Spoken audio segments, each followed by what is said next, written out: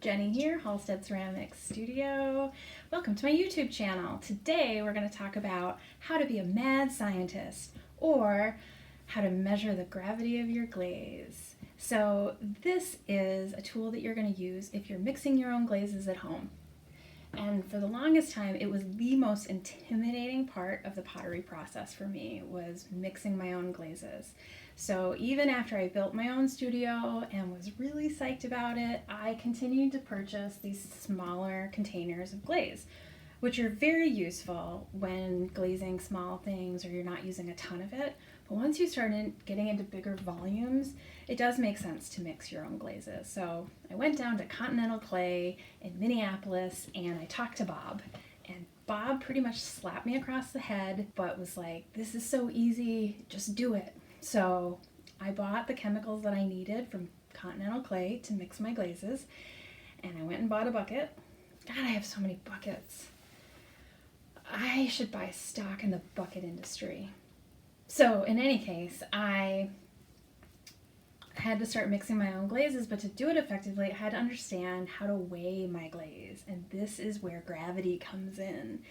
Now, gravity is the concept when the mass of two objects are drawn together, and in theoretical physics, wait a minute, we're not going to talk about theoretical physics, thank God, because I'm not a scientist. I'm not even a mad scientist.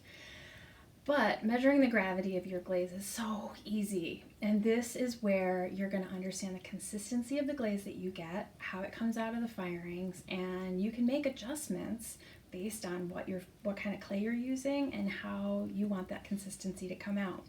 And by measuring the gravity and by taking notes, you'll have a better understanding of that consistency. So to get started, there are tools that you're going to need. So you're going to need a 100cc cylinder, a digital scale, a mixer of some kind or a whisk, a spatula, and a pitcher.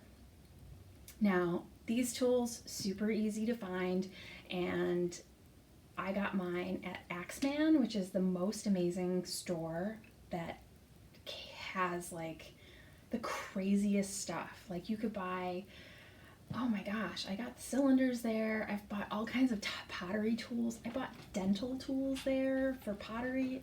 That was crazy. But all kinds of places that you can get these kind of tools. To start your weighing process, the first thing you're going to do is you are going to open your bucket, and if you've already added water, the recommended amount of water to the chemicals, then we start getting into the mixing process. If the bucket's been sitting for a while and you've used it, you might have some glaze, some dried glaze around the edge of the bucket, and that's when I use my spatula to scrape everything along the edge, because you're going to reconstitute it in the water. Mix it up really, really well. You don't want any clumps of glaze. And once you've got it as mixed as you possibly can, that's when you grab your cylinder and you grab your digital scale.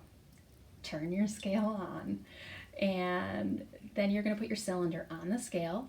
You're going to hit the tare button to zero it out. And then you're going to mix up that glaze again, because even in that short period of time, the sediment is going to start to settle to the bottom. And you want to make sure you get absolute consistency. So you're going to mix it up again, and then with your pitcher, you're going to pour up to the 100cc line, and you're going to weigh it. And the grams that you get are going to fall within the recommended grams of that glaze. Now, if you've done some testing on your own, you might have established what that weight should be, but usually the glazes that you get are going to come with recommendations, and they're all different. So make sure you pay attention to that and write it down, or put it in your spreadsheet, wherever you keep all your pottery notes. So the next thing you're going to do is, once you've looked at that, you are going to see whether it's spot on. Fantastic if it is. If it's not, two ways to go. If the number on the scale is higher than the grams that you're looking for, that means you've got too much glaze. Super easy fix. You're going to add some water. You're going to mix it up again. Add small amounts of water here. You can easily overdo it. So add a little bit of water, mix it up again, and you're going to weigh it again. Once you get to those grams, fantastic, you're good to go.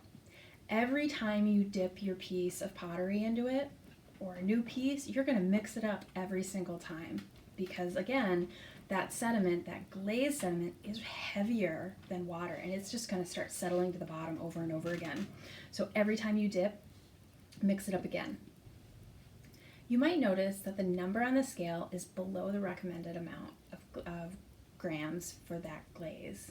This means that you have too much water. It's an easy fix, but it takes a little bit of time. You're actually going to set that bucket aside for probably a day, and you're going to come back, and when you open, you're going to notice that you've got some water at the top and the sediment has sifted to the bottom. And in that case, you're going to actually siphon off some of that top water. You're going to mix it up and you're going to measure it again. That's going to be the best way to get rid of water. If it's over, you've got too much glaze, you add water. If it's under, you've got too much water and you need to wait and siphon that off. That's how you measure your glaze gravity. This was literally the most intimidating thing to me about pottery. It wasn't the firing, it wasn't storage, it wasn't any of that. I didn't want to mix my own glazes because I didn't understand the process. Back in high school, 100 years ago, there were just big buckets, and my amazing instructor from the White Mountain School, Wendy Clark, she already had it mixed up. She did all the work, and so I didn't understand what it took, and so it was just intimidating. And then when I joined a pottery studio later on, same thing, it was already mixed up. And so when I built my own pottery studio in my basement, it just seemed to make more sense to buy these smaller containers, which in this case, I've got Amico Albany Brown Slip, which I actually really like this one. But I go through, if I'm going through certain colors, a lot of them, it doesn't make sense to buy these. So it did make sense to buy the chemicals to mix it up myself. Measuring the gravity of your glaze is really simple, and I've included a cheat sheet that you can download in the description below. So I hope this was really helpful, and if you like this, go ahead and subscribe to my channel. I'd love your questions or your comments, and I hope you have a great day.